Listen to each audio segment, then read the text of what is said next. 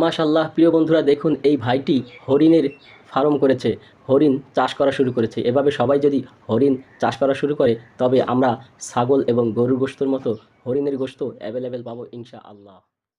সুবহানাল্লাহ, দুটো লাল টিয়া পাখির ভালোবাসা যদি আপনি দেখেন আপনি অবাক হয়ে যাবেন। সুবহানাল্লাহ, আল্লাহর সৃষ্টি কত সুন্দর এবং ভালোবাসা কত সুন্দর। এই দেখেন প্রিয় বন্ধুরা, পৃথিবীতে অনেক রকম টিয়া পাখি দেখেছেন, আমার মনে হয় না এমন টিয়া পাখি কখনো দেখেছেন। সুবহানাল্লাহ, ভিডিওটি শেয়ার করে সবাইকে দেখার সুযোগ করে দিন। সুবহানাল্লাহ, এই ছোট্ট পাখিটির পেছনের দৃশ্যটা দেখে আমি অবাক। আল্লাহ পাক রব্বুল আলামিন ময়ূরপঙ্খীর মতো তার পেছনের দৃশ্যটা সৃষ্টি করেছেন। সুবহানাল্লাহ, সুবহান। প্রিয় বন্ধুরা দেখুন এই পাখিটির চেয়েও মনে হয় যেন তার ঠোঁট দুটো অনেক বড়, কিন্তু তার ঠোঁট দুটো অনেক সুন্দর। সুবহানাল্লাহ, সুবহানাল্লাহ, সুবহানাল্লাহ। ঘুঘু প্রজাতির এই পাখিটি অস্ট্রেলিয়ার একটি পাখি। এই এই পাখিগুলো অস্ট্রেলিয়ায় অসংখ্য পাওয়া যায়। সুবহানাল্লাহ, দেখুন কতটাই সুন্দর। সুবহানাল্লাহ, ঘুঘু প্রজাতির এই পাখিটি অস্ট্রেলিয়ার একটি পাখি।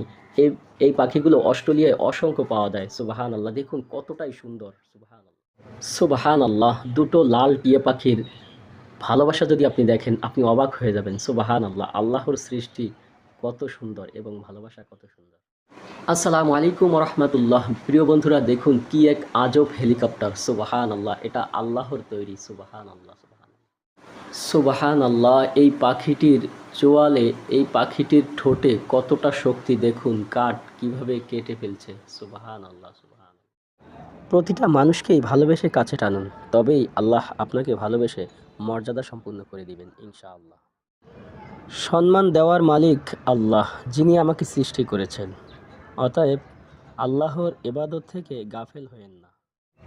আপনি কঠিন পরিস্থিতিতে যখন নিজেকে খুব একা মনে হবে তখন আল্লাহর প্রতি পূর্ণ বিশ্বাস এবং আস্থা রেখে আল্লাহর কাছে বিপদ থেকে মুক্তি চান, অবশ্যই আল্লাহ আপনার বিপদ থেকে মুক্তি দান করবেন।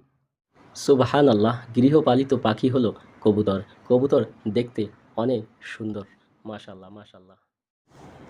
মদিনা শরীফের মাটি আমার চোখে মুখে বুকে মাখিও। আদর্শবান মানুষ হতে মনুষ্যত্ব বোধ লাগে, টাকা পয়সা ধন দৌলত লাগে না। আপনি যদি আদর্শবান মানুষ হতে চান আপনার অন্তর চক্ষুকে খুলে দেন, তবেই ইনশাআল্লাহ আদর্শ। ফুলের কাছে প্রশ্ন করি কোথায় পেলে ঘ্রাণ, কার প্রেমেতে ছড়াও তুমি সুবাস ফুরান।